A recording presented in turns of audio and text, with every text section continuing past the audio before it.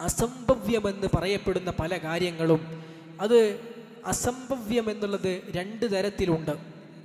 ഒന്നാമത്തത് അൽ മുസ്തഹീലു ആദതൻ, മറ്റൊന്ന് അൽ മുസ്തഹീലു അഖ്ലൻ.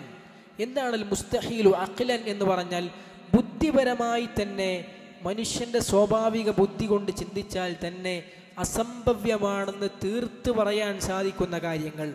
ഉദാഹരണം പറഞ്ഞാൽ ഒരു പിതാവിൻ്റെ മകൻ ആ പിതാവിന് മുമ്പ് തന്നെ ഉണ്ട്, അല്ലെങ്കിൽ ആ പിതാവ് ഉള്ള അപ്പോൾ മുതൽ തന്നെ ഉണ്ട് എന്ന് പറയുന്നത് അത് ബുദ്ധി കൊണ്ട് ചിന്തിച്ചാൽ അത് അസംഭവ്യമാണ്.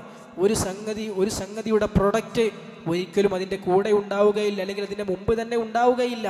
അതുപോലെ തന്നെ നമുക്ക് മനസ്സിലാക്കാൻ സാധിക്കുന്ന മറ്റൊരു ബുദ്ധിപരമായ അസംഭവ്യമാണെന്ന് നമുക്ക് തീർത്തു പറയാൻ കഴിയുന്ന പല ഉദാഹരണങ്ങൾ നമുക്ക് ചുറ്റുമുണ്ട്. ഒരു റൂം അത് ഒരേ സമയം വെളിച്ചമുള്ളതാവുക, അതേസമയം അത് ഇരുണ്ടതുമാവുക ഒരിക്കലും സംഭവിക്കാത്ത കാര്യമാണ്. ഒന്നുകിൽ ഒരു റൂം അത് വെളിച്ചമുള്ളതായിരിക്കും, അല്ലെങ്കിൽ ഇരുട്ട് മൂടിയതായിരിക്കും. രണ്ടും കൂടി ഒരേ സമയത്ത് ഉണ്ടാവുക എന്നുള്ളത് അസംഭവ്യമാണ്. ഇത്തരത്തിൽ ബുദ്ധി കൊണ്ട് ചിന്തിച്ചാൽ നമുക്ക് 100% അത് അസംഭവ്യമാണെന്ന് തീർത്ത് പറയാൻ കഴിയുന്ന കാര്യങ്ങൾ, അങ്ങനെയുള്ള കാര്യങ്ങളൊന്നും വിശുദ്ധ ഖുർആനിലോ റസൂലുള്ളാഹി സ്വല്ലല്ലാഹു അലൈഹി വസല്ലമയുടെ തിരുവചനങ്ങളിലോ സ്ഥിരപ്പെട്ട വചനങ്ങളിലോ ഇല്ല എന്ന് നമുക്ക് തീർത്ത് പറയാൻ സാധിക്കും. അതേസമയം പലപ്പോഴും നമ്മൾ അസംഭവ്യമാണെന്ന് വിചാരിക്കുന്ന പല കാര്യങ്ങൾ നമ്മുടെ പരിചയക്കുറവ് കൊണ്ടോ നമ്മുടെ അറിവില്ലായ്മ കൊണ്ടോ നമുക്ക് അങ്ങനെയുള്ള കാര്യങ്ങളെ മുൻപരിചയമില്ലാത്തത് കൊണ്ടൊക്കെ പല കാര്യങ്ങളെ സംബന്ധിച്ചിടത്തോളം ചിലപ്പോൾ നമ്മൾ അസംഭവ്യമാണെന്ന് പറയും.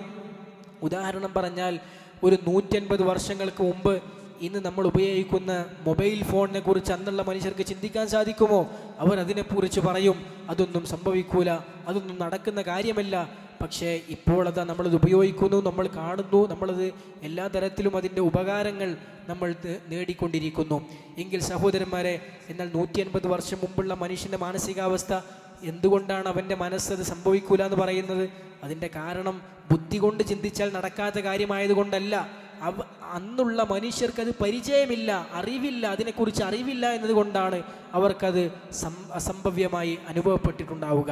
എങ്കിൽ സഹോദരന്മാരെ, ഈ ഒരു സംഭവം, ഇങ്ങനെയുള്ള കാര്യങ്ങൾ അള്ളാഹുവിൻ്റെ ദീനുമായി ബന്ധപ്പെട്ട വിഷയത്തിലും ഉണ്ടാകും. നമ്മുടെ അറിവും നമ്മുടെ പരിചയവും വളരെ പരിമിതമാണ്, നമ്മുടെ ബുദ്ധിക്ക് പരിമിതിയുണ്ട്. അതുകൊണ്ട് ചിന്തിച്ചാൽ മനസ്സിലാകുന്നതായിക്കൊള്ളണമെന്നില്ല.